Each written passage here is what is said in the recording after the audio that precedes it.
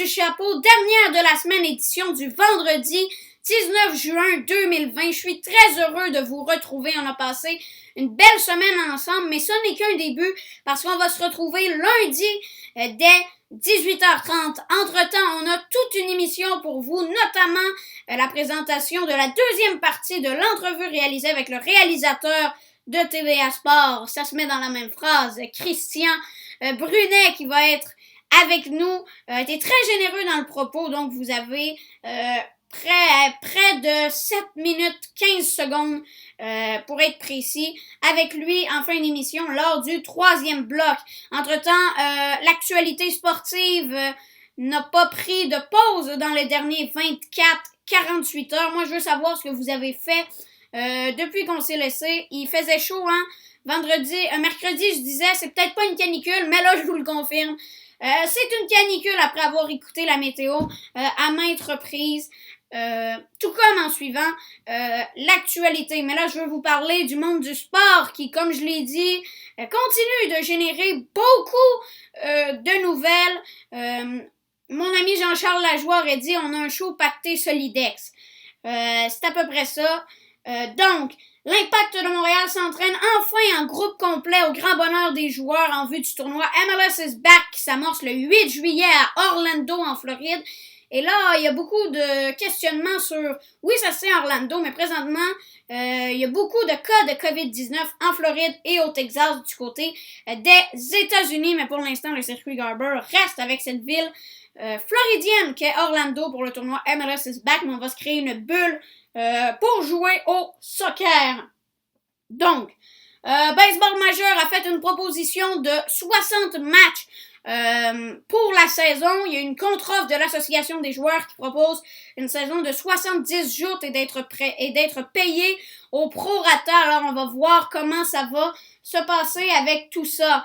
L'ex-quart arrière de la NFL, dont on souhaite le retour, Colin Kaepernick, va écrire sur le thème du profilage racial sur la plateforme Medium. Je vous invite à lire Kaepernick qui fera fort probablement d'excellents textes. Le Panthéon des sports du Québec va ouvrir ses portes à 7 nouveaux intronisés à compter de 2021 pour les raisons du coronavirus. La cérémonie qui a été reportée. Luciane Boutet, Guy Carbonneau, le fondeur Alex Harvey, Caroline Ouellette sont notamment du nombre, accompagnés de Marie-Hélène Prémont, Sonia Deloncourt et Tom Quinn comme bâtisseurs, les deux derniers. Donc, félicitations à eux au nom de toute notre équipe du Tour du chapeau. Du côté des Blue Jackets de Columbus, il y aura 2 défenseurs dont John Tortorella pourra utiliser. Seth Jones et Dean Coogan sont remis de leurs blessures en vue des séries éliminatoires.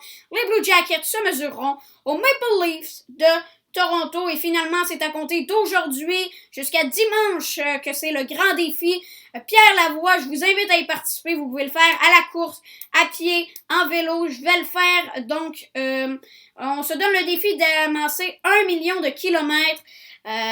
Et il y a plusieurs grandes vedettes qui vont le faire. On peut nommer Philippe Laprise, Guillaume Lemaitre-Vierge, Dave Morissette. Donc, faites-le et c'est pour le bien de la cause. Et également, les 3 sports qui sont en vedette dans ce grand défi. Ces 3 sports qu'on peut très bien pratiquer en distanciation physique. C'est pas compliqué. Vous n'avez qu'à vous télécharger l'application mobile. Donc, jusqu'à dimanche prochain, on donne l'objectif d'1 million de kilomètres ensemble dans le grand défi Pierre Lavoie.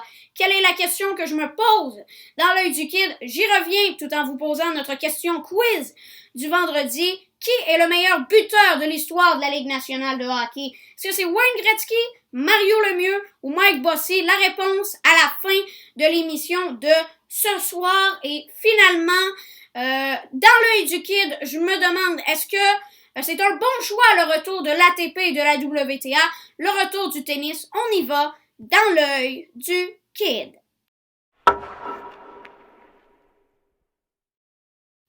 Le retour du tennis se mettra en branle du côté de l'ATP et de la WTA. Quelque part au mois d'août en vue de disputer les 2 derniers grands chelems que sont le US Open et le tournoi de tennis français de Roland-Garros qui a été reporté. Est-ce un bon choix le retour de ces circuits majeurs de tennis à travers le monde? Selon moi, oui, c'est un bon choix si on respecte les normes sanitaires. Il y a plusieurs tennismen et tenniswomen qui ont dit nous, on va pas priver la population de des tests pour se faire tester fréquemment en jouant au tennis. C'est notamment ce qu'a dit l'Australien Nick Kyrgios. On voit qu'il y avait Novak Djokovic qui était hésitant à venir disputer les tournois qui se tiendront ici en Amérique du Nord, notamment aux États-Unis. Du côté de l'ATP, c'est Washington, c'est Cincinnati qui va être tenu à New York et finalement à Flushing Meadows, les internationaux des États-Unis de tennis. C'est un peu le calendrier. Pour l'ATP, c'est semblable WTA, mais du côté de la WTA, on amorce notre retour avec un International Event du côté de Palerme. Donc, évidemment, c'est simple que c'est un bon choix parce que le tennis, quand il est en simple, évidemment, c'est sans contact. Le double, si on se désinfecte, ça peut très bien être fait. Par exemple, ici au Québec, dans le tennis municipal, c'est juste le simple. Donc ça, c'est clair que c'est une meilleure idée, mais ce sera aux organisateurs de chaque tournoi de décider. Il y a quand même des joueurs de double qui vont faire beaucoup d'argent et on peut penser à des joueuses comme Ashley Barty qui jouent autant dans le simple et dans le double et qui excellent dans les deux. Donc, il faut fournir les tests de dépistage à la COVID-19 pour avoir un bon déroulement de ces événements de tennis.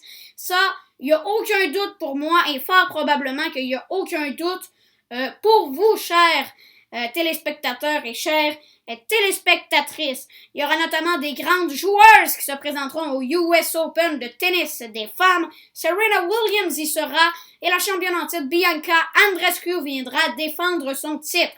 Retour de l'ATP, le retour de la WTA, c'est d'excellentes nouvelles, mais comme à tous les autres sports, il faut que ce soit fait dans les normes sanitaires qui sont imposées par les santé publiques respectives. On va notamment du côté de la WTA poursuivre notre calendrier avec la tournée en Asie. Il y a du côté des hommes, on a reporté à 2021 l'omnium du Japon de l'ATP, vu les éclosions de COVID-19. Est-ce qu'à ce moment-là, la deuxième vague que l'on vit, notamment à Pékin dans le moment, sera terminée en Asie? C'est clair que c'est une question et c'est clair que l'ATP, comme la WTA, avant de se rendre en Asie, vont évaluer les options.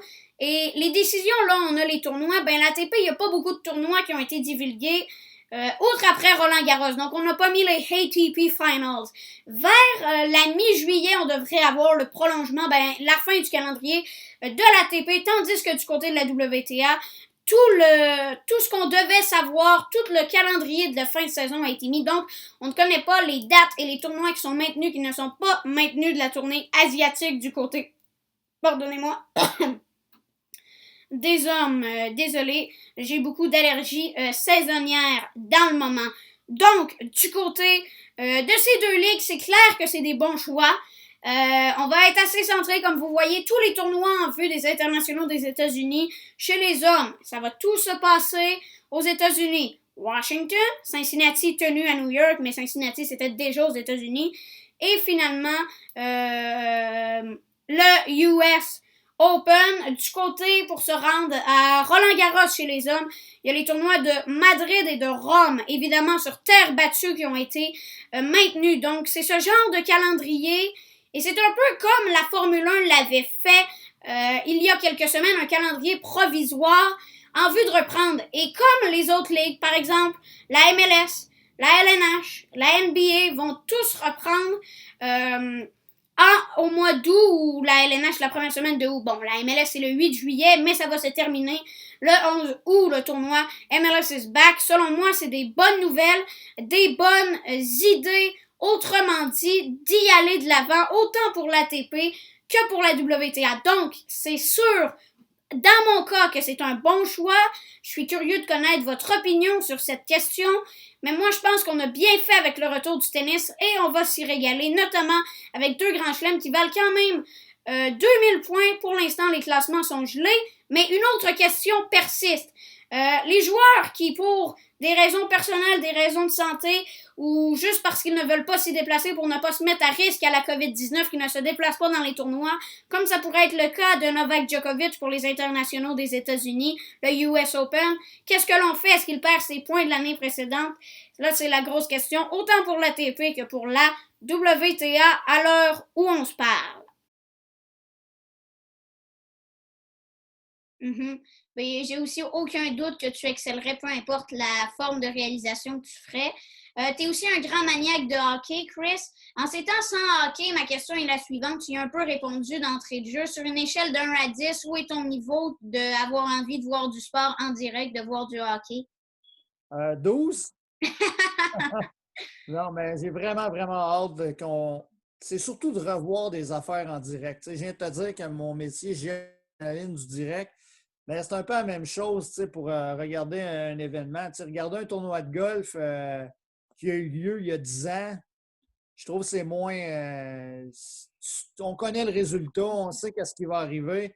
C'est ça qui est le fun, tu sais. Comme il y en a des fois, ils enregistrent, mettons, une game de football ou une game de hockey, puis là, ils ne veulent pas savoir le pointage parce qu'ils veulent le réécouter le lendemain ou quelque chose. Mhm. Mais c'est quelque chose, le sport, que quand tu connais le résultat, de le regarder, ça n'a pas tout à fait la même saveur. Fait que j'ai vraiment, vraiment hâte de pouvoir avoir du hockey ou même du golf en direct, des choses là, comme là, le golf, c'est recommencé, mais j'ai vraiment, vraiment hâte que, particulièrement le hockey, parce que, tu sais, étant québécois, canadien, c'est un peu notre sport national. Fait que c'est quelque chose que j'ai vraiment hâte que ça recommence. Oui, tu nous parlais de ton amour pour le baseball, pour les expos. Est-ce que tu t'es laissé tenter par les matchs vintage, par exemple, le match contre les Padres?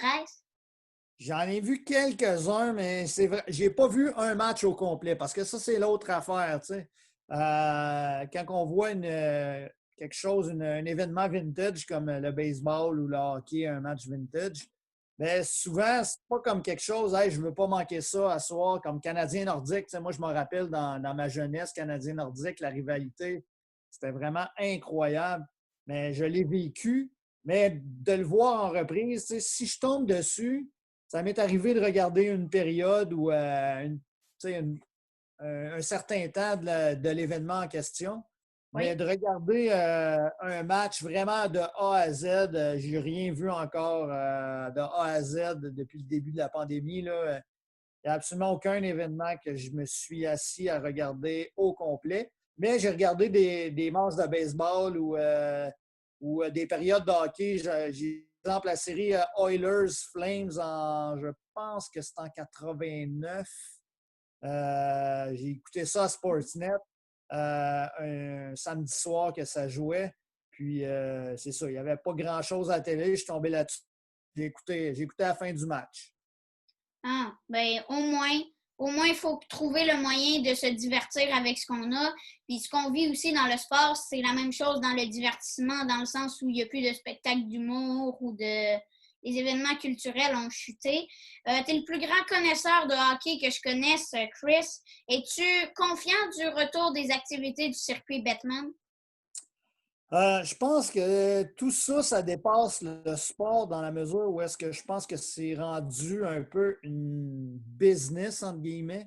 Fait que je pense que c'est une question vraiment, vraiment presque strictement financière rendue là. Je pense que les dirigeants de la Ligue ont grandement intérêt à ce que les activités reprennent et ne pas tout simplement annuler la saison et recommencer à l'automne une nouvelle saison parce que ça coûterait trop cher de redonner de l'argent aux télédiffuseurs pour les droits de télévision et tout. Fait que je pense que c'est la raison principale pour laquelle ils veulent absolument, ils n'en démordent pas, reprendre, mettons, les séries. Mais donc, je suis assez confiant que ça va recommencer parce que je pense que, tu sais, on le voit très bien dernièrement, là, depuis quelques semaines, les cas de COVID diminuent considérablement. Fait que j'ai bien l'impression qu'on va revoir du hockey cet été. Personnellement, je trouve ça un peu stupide parce que ça risque de compromettre un peu les débuts de la saison prochaine. Mais je pense que question, si j'étais dirigeant de la LNH, probablement que je ferais pareil et c'est une question financière rendue là. Donc, je pense bien qu'on va revoir du hockey probablement au mois d'août. Et vas-tu les écouter, ces matchs-là? Vas-tu être plus attiré s'ils sont au Canada ou juste de revoir du hockey, ça va faire ton bonheur? Non, peu importe, ça va être où. De toute façon, personnellement, je suis très sceptique que les matchs vont se passer au Canada. Peut-être une ville, peut-être, mais j'ai bien l'impression que des marchés comme assurément Vegas va être favorisé. La Ligue est maintenant dirigée par des Américains. Tu sais, Gary Bettman, souvent, elle favorise le marché américain. Donc, j'ai bien l'impression que le marché américain va être encore favorisé. La finale va se passer aux États-Unis. Je serais très, très surpris que le marché canadien soit favorisé à la fin des courses. Mais oui, je vais le regarder, c'est sûr, parce que ça fait quand même 3 mois probablement là, qu'on n'a pas vu de hockey. Puis ça me manque. Là. J'ai hâte.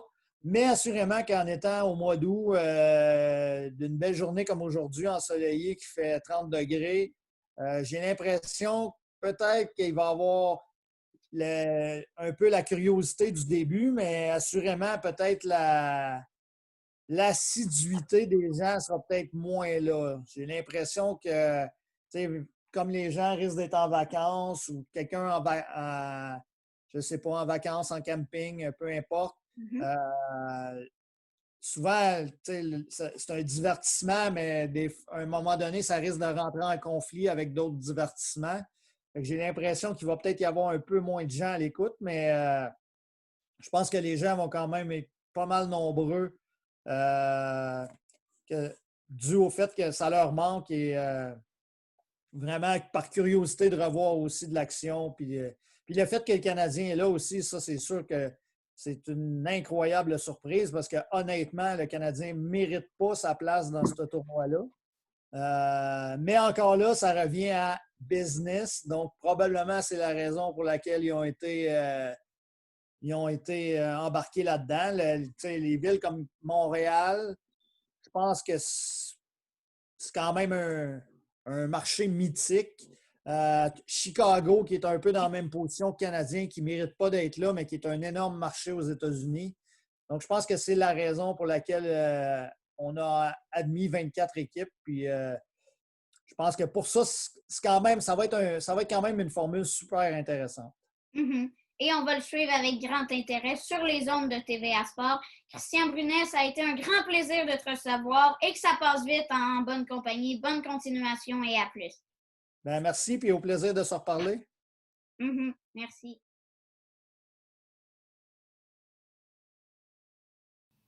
Christian Brunet, merci beaucoup pour cette généreuse entrevue. L'intégrale sera disponible dès demain samedi. Ça a été très intéressant de discuter avec toi, donc je t'en remercie, Christian. Donc, question quiz que j'ai posée en début d'émission. Est-ce que vous en souvenez? Qui a le plus de buts en carrière dans la Ligue nationale de hockey? Est-ce que c'est Wayne Gretzky, la merveille? Est-ce que c'est Mario le magnifique, Mario Lemieux? Ou est-ce que c'est Mike Bossy? La réponse est Wayne Gretzky qui a marqué 894 buts dans sa carrière, qu'il a disputé avec les Oilers d'Edmonton, les Kings de Los Angeles et les Rangers de New York. Tour du chapeau du jour, je le remets à l'attaquant des Devils du New Jersey. Nico Hischier, pendant le confinement en Suisse, il a fait son service militaire. Le service militaire, il est obligatoire dans son pays, mais je lui lève mon chapeau ce soir de l'avoir fait et d'avoir pris de son temps. En temps de pandémie, il aurait pu vouloir prendre du temps avec sa famille, mais non, il a décidé de le faire. Alors, bravo! Je te lève mon chapeau. Tu es récipiendaire du Tour du chapeau du vendredi 19 juin 2020, Nico Hischier. Et si tous pouvaient le faire, c'est un peu ça la question. Donc, bravo ce soir à toi au nom de toute l'équipe du Tour du chapeau. Donc, Nico Hischier qui a fait son service militaire en Suisse pendant le confinement. Je vous remercie beaucoup d'avoir été à l'écoute toute la semaine, de prendre de votre temps pour m'écouter, ça me fait chaud au cœur. C'est toujours un grand plaisir de faire cette émission avec vous à tous les soirs. Dans mon cas, c'est tourné tous les matins, mais j'ai toujours autant de plaisir de discuter du monde du sport. Évidemment, on se donne rendez-vous lundi dès 18h30 pour la 4e du Tour du Chapeau, mais également pour la 2e semaine. Entre-temps, je veux remercier toute l'équipe qui travaille très fort pour vous donner ce projet. Donc, merci beaucoup et vraiment toute l'équipe qui est en arrière-plan, pas juste l'équipe que vous voyez dans le générique, dans l'équipe technique, il y en a d'autres. Donc, merci beaucoup à vous et de votre côté, passez un bon week-end. À lundi tout le monde. Au revoir.